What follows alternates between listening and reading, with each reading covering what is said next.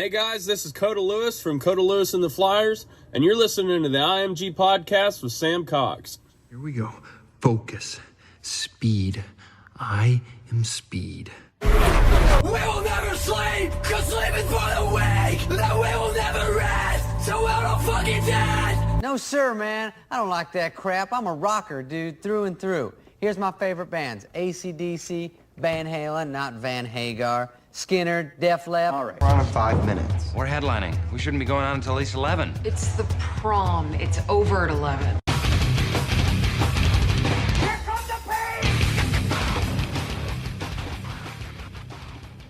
Hey guys, what the heck is going on? Sam Cox here with IMG Podcast. Thank you guys so much for tuning in today. I really appreciate it. Today I'm sitting down with Michael Kelton. Michael is a really, really awesome guy, kind of getting to know him over these last few weeks. He is from Texas and he is a solo artist, but he is also the drummer for the one and only Pat Green. And I met him a few weeks ago whenever we were doing a show together in southern Oklahoma. And, you know, I've been wanting to get somebody on this podcast for a while that's a quote-unquote hired gun, or somebody that tours with a professional act, like as a, you know, sideman, so to speak. And I wanted to just kind of, you know, pick Michael's brain a little bit on what it is like being somebody that's hired to, you know, tour with an artist as high on the totem pole as Pat is. You know, we met them a few weeks ago, and the whole entire camp was just, you know, some of the most warm and friendly and inviting guys that we've, you know, ever met out on the road. And yeah, so I just wanted to have him on the podcast, and, you know, we kind of dig into his background a little bit, and then he has a lot of advice for up and coming musicians, like tips on making extra money, being a hired gun. I know that some people find extra work, you know, like Sean Rodriguez a few weeks ago from the Wilder Blue. We had him on, and he's talking about just, you know, finding extra work as being a bassist. Well, Michael kind of does that, but he is also a solo artist, and he kind of fills us in on the song swap thing that he does all around Texas. It's very cool. We kind of talk about gear a little bit. We talk about being a hire-on, the pros and cons, and some advice for up-and-coming musicians, as well as being an opening act. So I kind of pick his brain about all that, and Michael's a really, really awesome guy. I'll link his solo music down below. I would highly recommend checking it out. If you guys are interested in supporting the podcast, there is a link down below, and it is a link to Raglan's Patreon. Now, this podcast doesn't have Patreon or a way that you can directly support this podcast, but if you support Raglan on Patreon, Raglan is the band that I am in, you are directly supporting this podcast by default. So if you guys like this podcast enough, or you like Raglan enough, and you guys just want to, you know, become a patron, we'd appreciate that. There's as little as a $3 a month subscription, and if you guys are budget musicians like myself, feel free to go check it out. But I also want to give a special shout out. You know, this is the first official sponsor that we've had on this podcast, and Coda Lewis and the Flyers are the sponsor for this podcast, bringing you this episode today.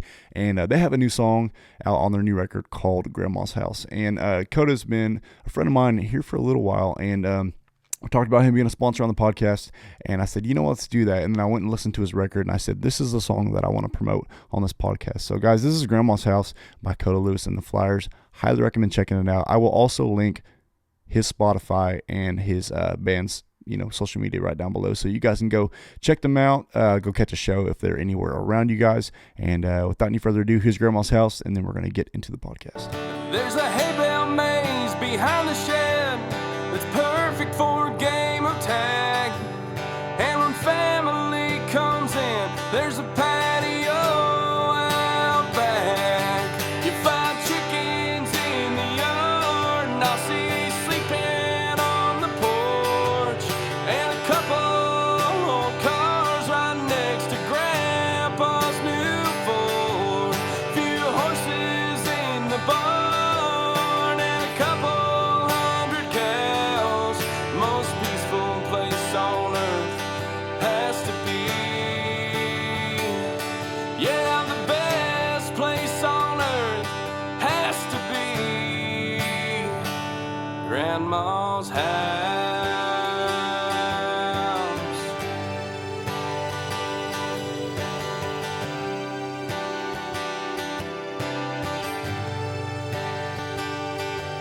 There's that knot in the wood, looks like a ghost in the wall. Just pull up a chair, you know Grandpa sure likes to talk.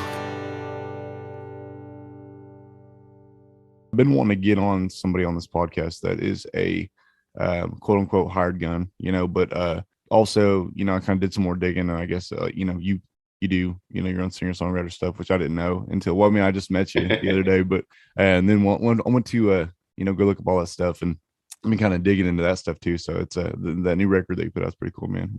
Thank you very much. Yeah, me and Autumn were listening to it in the car the other day, and yeah, we did a show a couple days ago, and some of the guys from the Wilder Blue had brought you up, Zane and a few other guys, and they spoke pretty highly of you. Yeah. So I guess you used to play with him too. Yeah, man, I played drums for Zane for a good 3.5 years, maybe. Yeah. And man, that was times I wouldn't trade for anything, man. He's one of my favorite songwriters. Yeah. And he'd blow our minds pretty consistently. I remember like showing up to a show somewhere, and he's just checking, his acoustic and vocals, and just sings a song, and all of us are just kind of floored by it, and we're like, whose song is that? He's like, it's mine. I'm like, how old is that? We've never heard it. He's like, oh, I just wrote it right over here. And we're like, dude, you were driving. He's like, yeah. I heard the chords in my head. Yes. Yeah, that was kind of my first question, which was if you had, done a whole lot of other drumming gigs before Pat and before Zane, if there was a few other things that you'd done, or where was your first gig that you got? Man, I'll try and keep this as short as possible. I started playing drums when I was like 8 years old. Mm-hmm. My dad was a musician. He had raised our family playing music. He was in the same band for, I think, 30 something years. But he was a bass player. And so growing up, once I had a drum kit, I always had a bass player in the house. So I have to credit, I think, a lot of things I've gotten to do to growing up with that. But man, I didn't start playing in the country realm until I think I was 21. Started playing with a guy named Mark McKinney. And I played with him for about 6 years. Yeah, very familiar. And he had a pretty good buzz going there, kind of in the Texas realm. And after 6 years there, it's kind of quick after that. I played for Brian Keane, Matt Caldwell, filled in for Bree Bagwell a few times, worked with Hayes Carl for a year or more. And I guess that's mostly it until Zane. A few, pickup things here and there. But, right. Yeah, Zane was telling us a funny story the other day.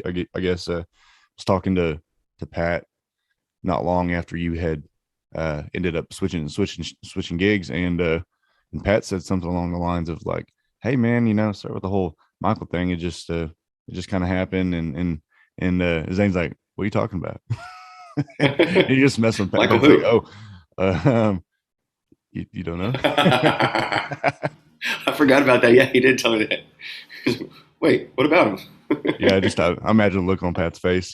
Well, that's cool, man. And so were you a solo artist before you started playing professionally at 21, or did that kind of just come later, just being around at some? No, that came way later. And I mean, I guess I've always kind of written songs, but for many years, just kind of hobby. Mm-hmm.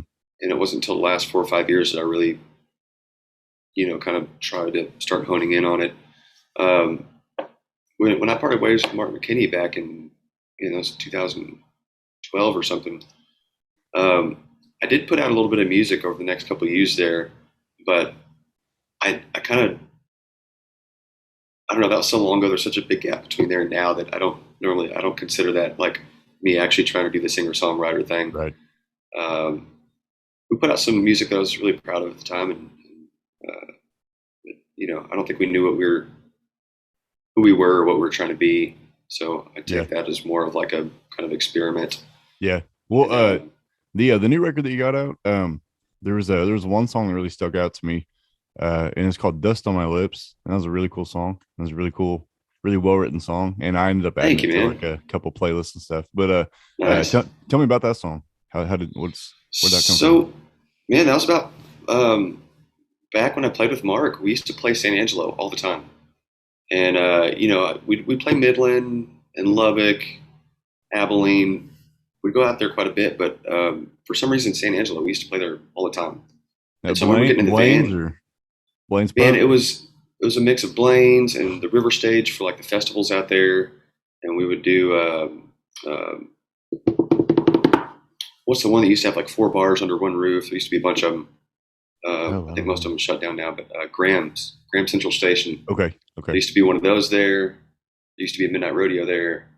I used to play a place called Steel Penny Pub and Rock Bands. Like, I just remember going out to San Angelo for years, and used to get this feeling. I just get so excited getting the van to go there because I don't know. We had a bunch of friends in town. There's a college there, so like the shows were usually pretty well attended, and somebody was always throwing an after party, and it was just always crazy and always so much fun to look forward to. And man, years went by where I didn't go back to San Angelo. All my friends there had grown up and moved on or whatnot, and a buddy was like, "Hey, do you want to play this one-off show with me?" I think it was actually at Fifi Dubois, and I got in there and got my own car by myself, and I was like, man, the feeling's not really there anymore. And we go in and play the show, and we have a great time. But I leave and I kind of look around the town, and I just realized, like, man, it wasn't a place. That was more of a time and a people. Right. So that's kind of what inspired that song. That's kind of cool, a man. Yeah. bittersweet, reminiscing sadness, I guess. Yeah. That's the bittersweet part about playing, college markets, I guess, for starters. It's like, some of the people that you meet there aren't going to be there in, 4 years or less if they drop out. Yeah. And but that's cool, man. That's cool. It's just a really cool song. And I don't know, sometimes like you're not supposed to judge a book by its cover, but sometimes I judge a title by its lyrics Oh, yeah. or the Well, man, title of the song. And I was like, man, it's a really good title. So I just checked it out. thank you, man. Yeah. And that song was actually the whole reason I did this EP. Is that song was kind of an outlier. I didn't have a whole lot of songs like that, and we recorded it kind of on accident on a session that got scrapped, except for that song. And I'm like, man, this is different. This is unique. We like this. Let's hang on to it and use it later on or something. Yeah. And I realized at that time, I was like, man, I've got a handful of other songs that kind of fit that dusty Western kind of vibe. So that song is literally the reason that this EP exists, even though it's kind of I don't know, I guess you could call it the odd one out on the record, but Yeah. kind of inspired the rest of it to come about. Hell yeah. Well, that's a cool song, man. Yeah. I really liked it. Thank you. And so that kind of leads into my next question. So I talked to a lot of singer-songwriter / frontmen, frontwomen, like on this podcast. And one big question I have for everybody is, what are some of the pros, cons, goods and bads, of being, the front person or the boss or whatever. And since you're on like both sides of the fence, like you're a singer-songwriter and you're a hired gun, or part of the band. I don't know really what you are at this point with Pat, but talk about the difference of the pros and cons of being your own project versus being part of what somebody else is doing. Man, I think it all comes down to responsibility and liability. Like, frontmen have it so hard in many ways. I've played with a bunch of artists over the years that, they may have been extremely talented, but were kind of beating their head against the wall trying to get traction. Right. And it's like at the end of the day, it all comes down to you. It's all kind of on your shoulders to make it happen or not. And it's kind of it's a lot of pressure, especially when you're at the lower stages where you've got guys depending on you to make a living and stuff like that. Yeah, it's kind of a lot of pressure. Whereas I gig with Pat, I love it.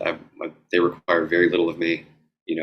My responsibility is to show up and play the show, and it's stuff that material that I've been hearing for years. It's in my head.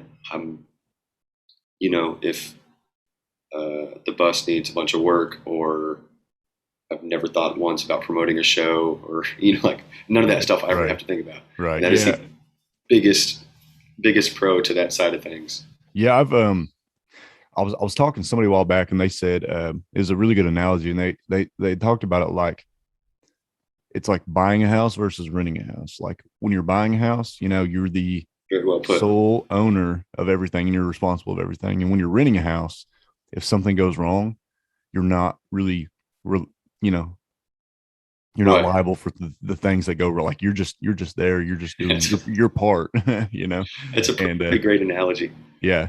How long you been with Pat at this point? Man, it's just about 5 years now. Yeah. Actually almost exactly. I'm looking at the date today, and it's 5 years and like 4 days now. Oh, nice. I think my first show was October 20th of 17. Nice. But yeah, man, like you're saying, so pros and cons to that. The other side, flip side to it is if you are the front man, kind of the sky is the limit. You know, if things start going well, you know, you might start making millions one day. Whereas, you know, the band is more like employees. Mm-hmm. You know, it's kind of risk to. Yeah. I imagine as a hired gun, you don't get crazy rich, but it's consistent. You know, I imagine like there's that weighing out. I mean, I don't know. You know, I know every band pays different. Some people are per show, some people are salary, some people are. I don't put words in your mouth. Yeah. What do you think about that? No. Yeah, I mean, it's you know, you have consistent work for the most part, which is hard to argue with. And like you say, every band is different. People are like, how do people get paid in your situation? Like, man, it just depends on the organization. Like, I've been to, you know, 10 different professional touring situations, and they all treat things completely different. Right. So it's kind of hard to say, but you know, money is fortunately or unfortunately part of the equation. Yeah. And so I don't know if you've been in different situations where pay was different, but as a hire on, I don't know if you've had different financial situations, but as somebody, you know, that plays for somebody else, have you ever had the option to go on salary, or has it been all paid per show, or which one's kind of better in your man instance? It depends on the point in your life too. I've been on a salary gig before, and the pros and cons of that is obviously, you know, once you're put on a salary, it's like, well, that makes sense up to this many shows, but if you go over that, then it's like, you know, you're kind of getting the shit into that deal. Yeah.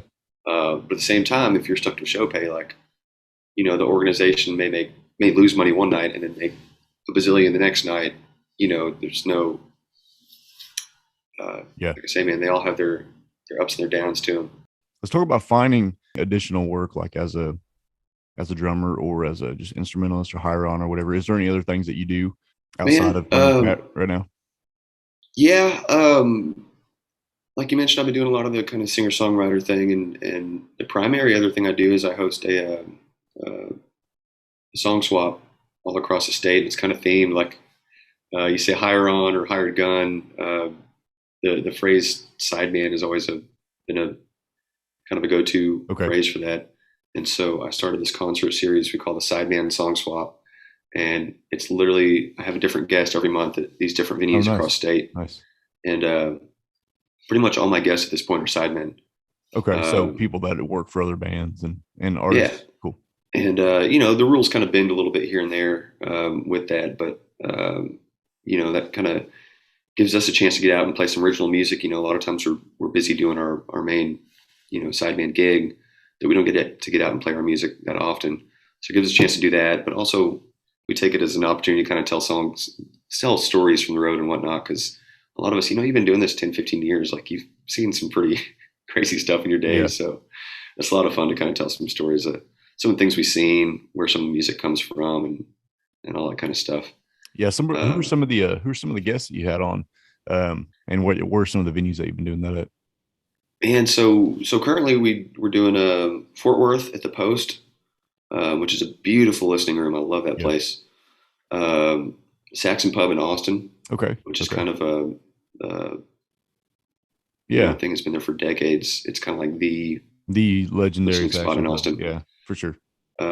Crossroads Saloon and Steakhouse out in Fredericksburg. It's a beautiful little place. And Villa at Green down in Green. Nice. Which is awesome. Cool. That's about 3 or 4 miles from my house. So that one's super convenient. I love it. Okay.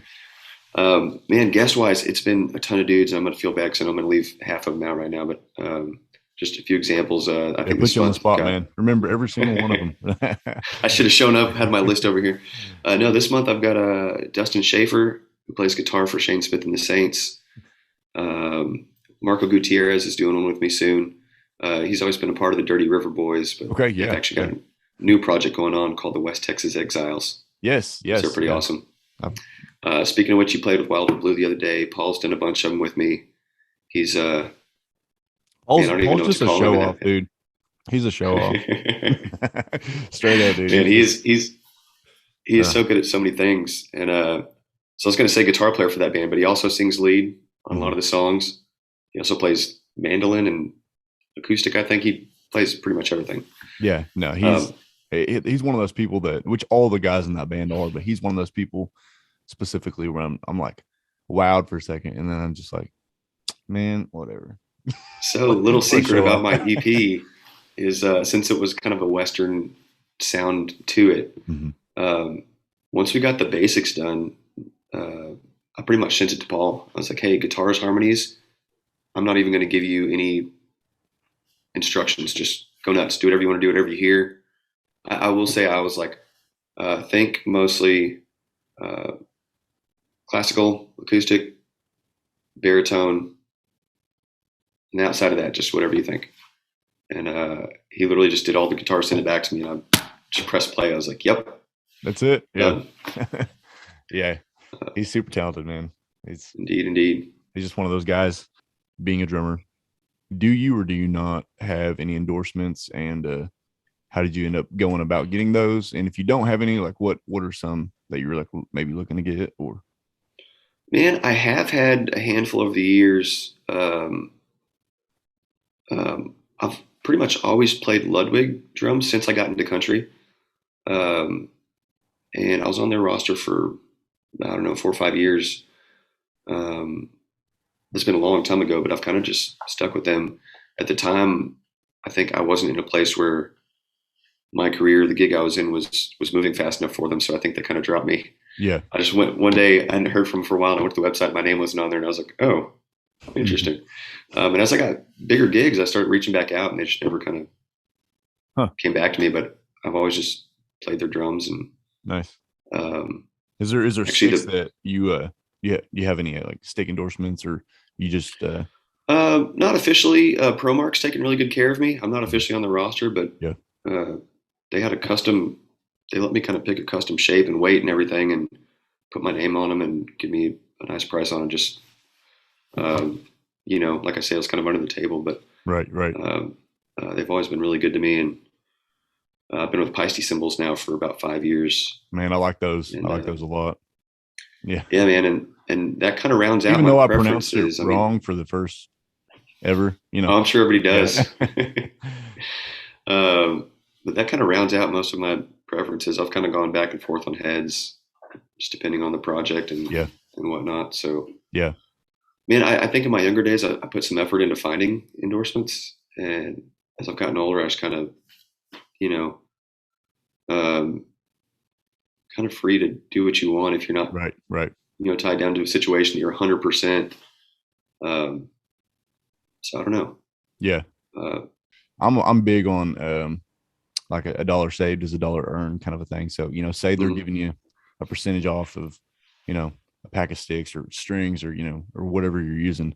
If you're saving $20, that's the same as somebody handing you like a $20 bill, because at the end of the day, it's money that you're not spending. It's going back in your pocket. So backstage at every festival, you can always find 2 drummers just nerding out over, a bunch of equipment or something. I made the mistake of asking people what brand something was, or, where they got something. And then I'm back there for like 45 minutes. 30 minutes later, you're like, oh, we're still here. Okay. Yeah. And I'm like, oh man, I got to go get pre-production done, man. I'm like, okay. So I got a couple more questions for you. I'm asking this just because, we were an opening band for you guys. What was it, 2 or 3 weeks ago at this point? As somebody that plays for a band that is a headlining band, what are some of like your pet peeves for an opening act that you guys are just like, oh man, they probably shouldn't have done that? Because I know that there's a lot of people that listen to this podcast that are trying to figure out how to get into more support slots and stuff. And so when they finally get there, what is something that they don't need to do? Man, we were in, where was it? I think it was Durant, Oklahoma a couple weeks ago. And this band afterwards, they just got up on the bus. We're just like hanging out. And I was like, what the hell is going that was a softball. I just had to take that one. I'm 110% joking on that, which, by the way, our band is rarely in unanimous agreement on anything. But that night we were all 100% like, these guys are great. Oh, thanks, and man. that never happens. Thank Normally not all of us catch the opening band because we're either at the hotel or eating dinner or whatever. But B, even if we all do, we're never all unanimously like, these guys are great. And that happened that night. So, yeah, hopefully big things are coming up for you guys. Yeah, we appreciate it. Yeah, Pat gave us a couple shout outs on stage. So we were like, oh, hell yeah, man. So, yeah, no, thank you. I don't know how to take compliments very well. So, yeah. I'm in the same boat, but man, the only thing I can really think of, because, you know, I've always been in the drum situation.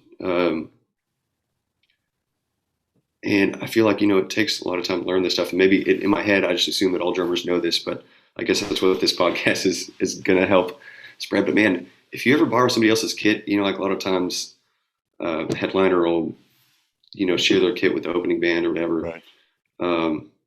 It's kind of standard that a drummer, you bring your own snare drum, you bring your own cymbals, and you don't move anything.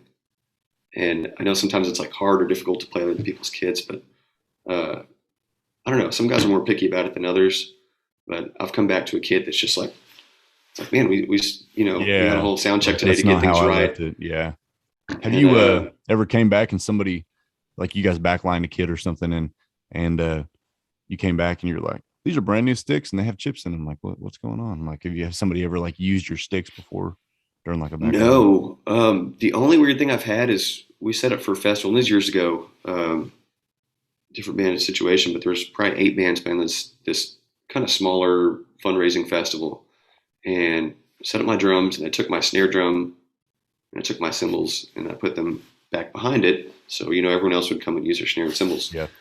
And, when we get back, you know, I don't think we caught the first 2 or 3 bands, but, there was one band I was like, man, I know that snare sound. And I start looking around, and it's like, oh, dude, put my snare drum up there. Those are my cymbals. He didn't even ask. Good. And the funny thing is, I would expect this to be like a, you know, like a 19, 20-year-old dude. Right. It was a very well-known band who had hits in like the 80s. Like some dudes that I would, you know, think differently of. But I think at that age, they just like, that's crazy. You're not going to tell me what to do. I'm going to use this. I'm going to get in the van and leave as soon as we're done. Man, that's crazy. Yeah. if you're backstage at a festival or anything, yeah, if somebody's putting something somewhere, don't fuck with it. That's like, I don't know, that's crazy, man. Maybe they just thought like, oh, they're gonna be happy that we use their stuff, you know, be like, oh, so and so played on this snare drum. I honestly think they just didn't bring anything. It's like, oh, there'll be stuff there. That's crazy. Are they going to tell me no? I'm going to show up and be like, oh, you don't have anything? I guess just don't play today. That's crazy. That's dude. Yeah. Yeah. Anything else that you can think of off the top of your head as far as like just pet peeves on the road, whether it's opening bands or? I mean, there's, I'm trying to think of like what's actually worth bringing up.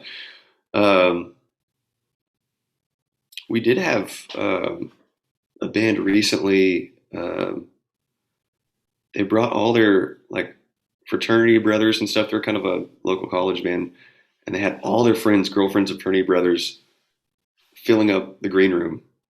Okay. Like we're going in there to like take a shower, or you know, that's where they had put our drinks for the evening, or we're walking there, and it's like trying to navigate these people. Like, who are you? What are you doing here? Pat's Camp. You guys have like 10 or 12 people on the road, right? You guys are like maxed out as far as like the, you know, and so, given space, especially because, when you're eating other people's catering and getting in their bathrooms and stuff, you know, we try our best to just stay out of the way, you know, if we're, you know, for the opening act, but, go ahead.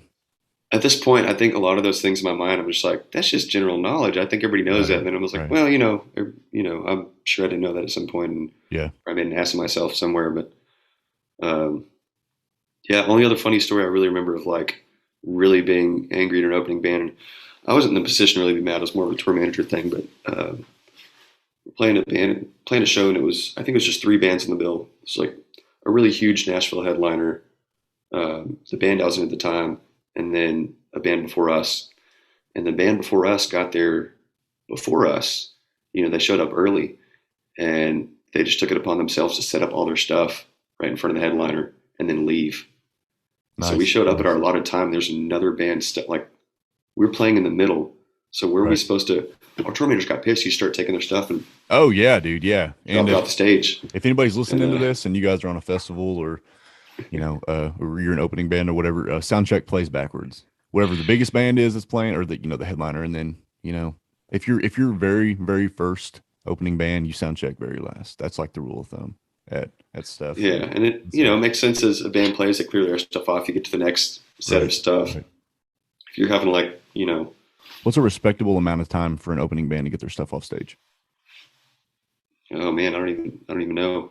I've seen opening bands in 3 pieces that have very little gear, and then there are full 7-piece bands that I think as long as you're moving as quickly as you can, and you're not you don't stop to have a conversation with somebody or don't set your gear down where people are trying to in a walkway or something. As long as you're doing your job, once everything's off the stage, then you take your time and do whatever. But I have seen situations where people start moving gear and then they just talk and their friend comes up and start having a conversation and you're just kind of like, can't do that, buddy. Yeah. What is some advice that you have for somebody that is an instrumentalist, with a guitarist, bassist, drummer, whatever, and they're trying to get more shows or they're trying to get on a gig with a bigger artist? What's some advice do you have to somebody that's trying to take the next step? Depending on what part of your career you're in. I mean, at first, a lot of people, there's an argument like, man, don't take those super low paying gigs. It's not good for everyone, if whatever. When you start out, I think you just got to play everything you can. Meet as many people as you can, get in as many situations as you can, figure out. That's kind of how you learn. You're like, I like doing this. I don't like doing that. This is who I am as a player. But yeah, once you've been doing it for a while, I think the biggest thing to me is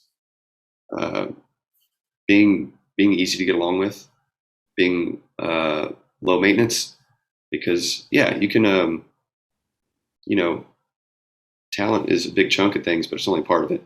Yeah. If you do this long enough and you are proficient at your instrument and you're not an asshole, you'll get calls as time goes on. Yeah, that's great. I think that's the biggest thing I can say is just do as much as you can and be somebody people want to be around. Right. Yeah. Being a good hang is, I would say, 90% of it.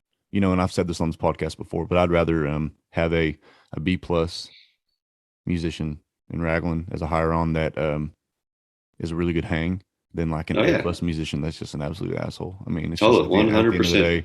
Yeah. And I've seen that work both ways. I've seen some like guys that are good, they're above mediocre, they're good, but they're not amazing in huge national touring acts.